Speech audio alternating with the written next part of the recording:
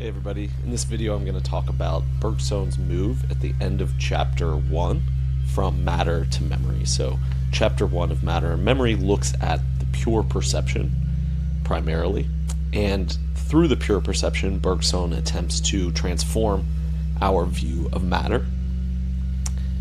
And after transforming our view of matter, he moves from matter to memory via this pure perception, and the lesson that we learn from viewing the pure perception, from experimenting in our own consciousness with pure perception, we learn a certain lesson, and that leads to a investigation of memory in chapter 2, especially in relation to recognition and perception.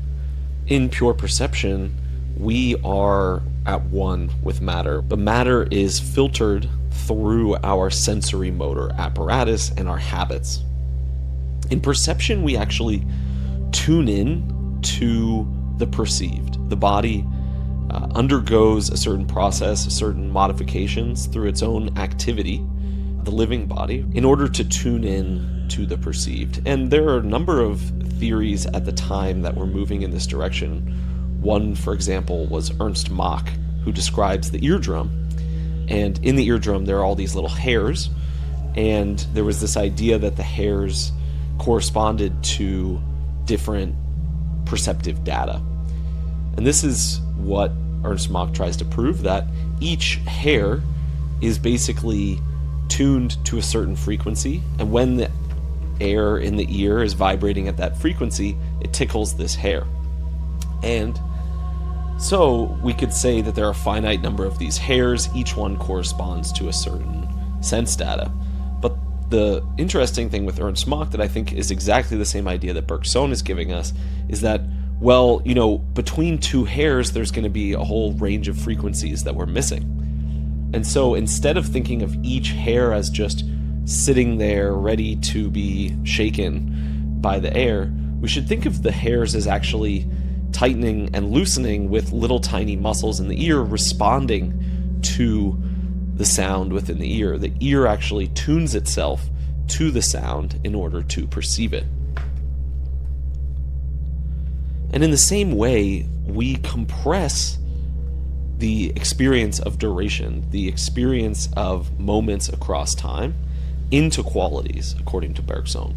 We can think of the relation between a vibration and a vibration of light energy or a vibration of sound, and its relation to colors and tones. A tone, we hear it as having a single note that endures over time. And that note, it gets louder and quieter and maybe changes in its timbre, the overall quality of the sound. But the tone stays the same through the duration that we hear it. And so, in a way, we are compressing all of these vibrations into a quality that appears constant in time. And the same thing goes for our sensation of colors. So, pure perception is understood by Bergson through these compressions of vibrations into duration, like the duration of the vibration is compressed into an experience of quality. And in general, our perception is taking a picture, Bergson says. It is drawing together the multiplicity of movements that are coming into our body from all of our senses, and is sort of converting them into a picture, but not creating a representation, simply contracting and compressing the duration of these qualities as they occur in the becoming that is matter and our immediacy within matter. And again, matter for Bergson is full of all of these qualitative differences. But he says that duration is not actually a string of pictures. The way that we experience things is not this infinite set of discrete moments that are then strung together abstractly by something different than them. Memory is not this abstract act of synthesis. It's not this cord that runs through something that it isn't and holds those together. There's something inherent about each moment of our duration that threads itself, we could say, into the other moments. And we also know that time is not simply this linear string of pearls. And, Husserl has a famous diagram of the relation between moments and time, and I think it really resonates with Bergson's idea of duration and this way in which moments across time interweave and resonate. And this is not directly sequential relations. It is non-linear, we could say, relations. And furthermore, the way that the interrelation between our moments and all of the details of our consciousness happens is a sort of simple unity rather than this abstract unity connecting things externally. There's a simple unity of the field of our senses. We open all of our senses to the world and it all comes at once, and we don't have to connect directly all of these senses from our diverse sense organs. It all comes simultaneously. There's also a simple unity in the indivisibility of the experience of time itself. We don't actually actively have to connect our past moments to our present ones in order to keep experiencing things in continuity. That continuity happens simply and without our doing anything. It's kind of passive, simple unity that we aren't externally creating or that we don't have to actively engage in. Bergson then goes on to stress that there is a difference in kind between perception and memory, and this is going to be the main theme of the second chapter, trying to establish a distinction in kind of nature between perception and memory. And as we'll see, perception is the byproduct of our sensory motor system. It is a synergy of the sensory motor system, first of the body with respect to itself as an organism, the relationship of our organs to one another, and then between our body and the perceived world. And perception is therefore this habituation that is always geared towards our action and survival. And he says that memory gives to perception a subjective quality. So perception, the pure perception, we are out there in the world with the things in the world. We are a part of the universal becoming that is the entire material world. And what does Bergson mean by subjective here? Well, if there's something objective about the physical universe as one interconnected system, what is subjective is the way in which memories enter into the perceptual field and make it no longer this completely communal becoming of all beings in the universe, but an inner feeling which connects the present becoming to a series of memories and past events.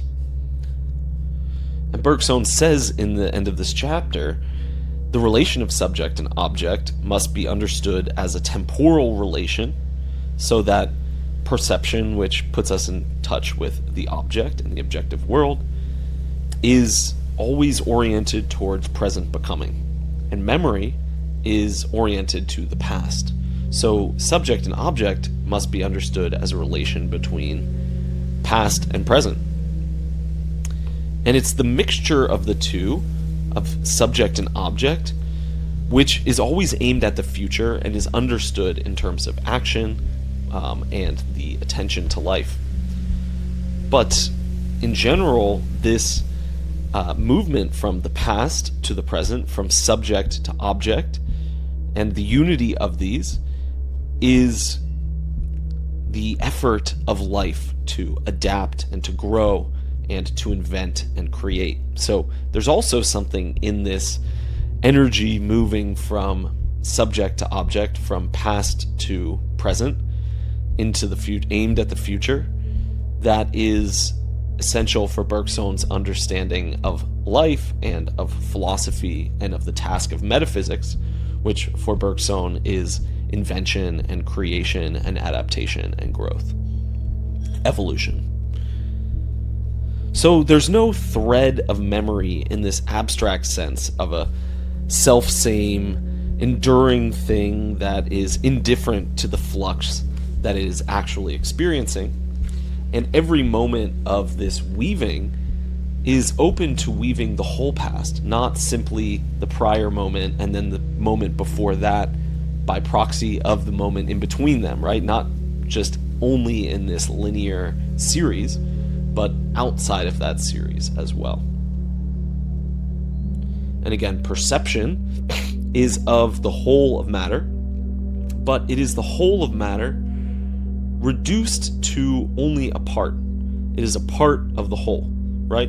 We perceive the whole through the part, but not in an actual perception, only virtually. So the whole is there in principle, we could say, while in fact we perceive part. And matter for Bergson is a pure actuality, and it's a full actuality, meaning it's not harboring any unfinished potential. It is fully actual in what it is, in its becoming. And the actuality of becoming is co-present, we could say, or coexists with the virtuality of the past. And it's this coexisting of actual becoming and virtual past, which is the whole of our psychological life and everything that is available to our immediate consciousness. Our immediate consciousness has two fields, we could say, open to it. The whole of the past, the virtual past, the integral past, and the whole of present becoming, which I've referred to as the integral image. The universe infinitely rich in detail and progressively enriched by kaleidoscopic change. A kaleidoscopic change is a change of the whole, reorganizing, reorienting all of the details of the whole at every moment. You know, if you change one part of the universe and all the rest stays the same, the whole thing actually changes because all of the parts are interrelated. To talk about kaleidoscopic change, Bergson also used the phrase qualitative multiplicity in Time and Free Will. It describes the interpenetrating of moments, imbuing a greater and greater multiplicity of psychological states over time and drawing in both more details from our perception as well as more of our memories. And so memory brings in the virtuality of the past, and this term virtuality we can think is related to virtue. Virtue is something that we acquire and have, right? You can have a virtue and not be enacting it at a certain time. So let's say you're a talented musician, and it is possible that you're not always playing music, you are sleeping or doing something else, and yet you harbor this potential in an inactive form, right? You have the virtue, you preserve it even though it's not being actualized. So memories are then higher order reverberations on a virtual level of a multiplicity of memories varying in distinctness and nebulosity. And you know, we can remember how we felt at some moment in the past, and while we struggle to describe that feeling, we can recall it in a sort of weakened form, right? We can pull back into our experience things that we can't even fully describe and can't fully put into words, and yet that is what is shaping our psychological state in our memory. You know, every psychological fact for Bergson, as we saw in the psychology lectures, is a kaleidoscopic change. It's a kaleidoscopic view of our entire past. It changes every detail of the past in light of the present movement and change. right? So in the same way that one change in the universe would affect the entire whole, one change in our psychical facts is a change to the whole. And again, at every moment, it's changing.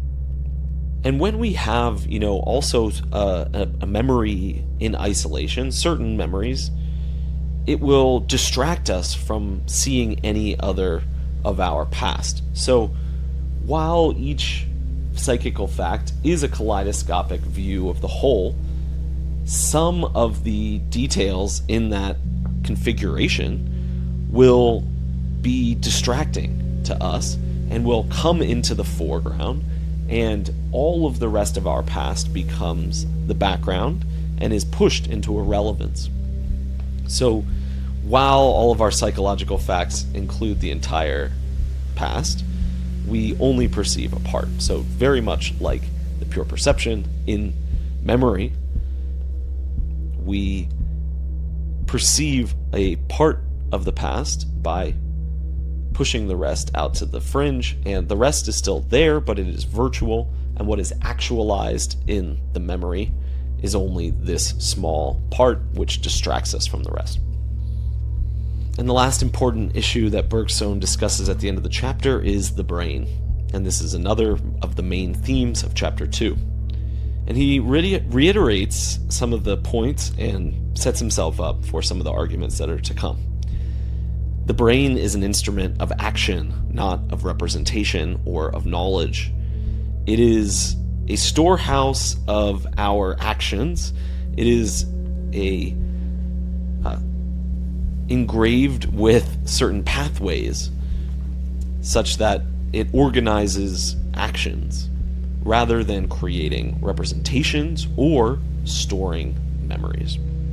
And so he's going to try to argue that memories are not stored in the brain. And indeed, the cerebral mechanism conditions our recall, right? Our ability to recall memories. But, he says, it is not responsible for their survival. The brain does not store memories, it stores actions. It is a storehouse of the way in which we have habituated ourselves through our sensory motor system to shaping matter. Matter is a vehicle of action, and the brain is the organ of manipulating actions in relation to matter. The brain stores a certain connection of an incoming movement and an outgoing movement through our sensory motor system. It is the movement organizing organ. It conducts and it impedes, and through these conductions and impediments will allow certain sensations and certain movements executed by our body to have resonance with each other, to have agreement, such that we can get around in our world successfully and avoid danger and extract advantage where possible. So in the beginning of chapter 2, Bergson attempts to push us in the direction of seeing a difference in kind between perception and memory, and he does so by looking at two ways in which the past is preserved or continues to exist in the present. And he says that the past survives under two distinct forms. First, in motor mechanisms. Secondly, in independent recollections. He then goes on to outline two forms of memory. And he gives the example of memorizing a poem. You repeat the poem over and over again, and each repetition involves some progress. The words become more and more linked together, and at last make a continuous whole. As soon as that has occurred, as soon as every moment is linked mechanically to the next one, we say that the lesson has been learned by heart, that we have imprinted this piece of poetry or this lesson to memory. But once we have memorized the poem, we in fact have two different ways of remembering this. We have contracted two different kinds of memory here. On the one hand, we have the ability to recite, right? We have acquired a motor mechanism of recitation. You start saying the first couple words, the rest can come out automatically as memorized. On the other hand, we can look at each repetition of the process of memorizing. And each one is different because each one adds something to the learning process. It progresses us in the fixing of the motor mechanism, right? So we can use memory to distinguish between each moment of that process as an event, which would be what he calls independent recollections or pure recollections, or relates to the past as such, because in the past as such, in the pure past, every moment is unique and different. And so if we use memory to access this poem in the events of our life as learning it, we access it in a different way, completely different way, which is a difference in kind from the motor mechanism by which we can then repeat the poem. Based on this distinction, Bergson will attempt to re-evaluate the process by which we recognize things in the world. So when we perceive something and we use our memory to remember what that thing is, Bergson is going to look at that process, the process of attention, how we fix our attention on perceived things, and look at the relation between perception and memory in all of these cases. And he will also draw on certain cases of aphasia and things like that, and look at the habituated activity of our body and the memory aspect of our experience, and try to understand how they are weaving together.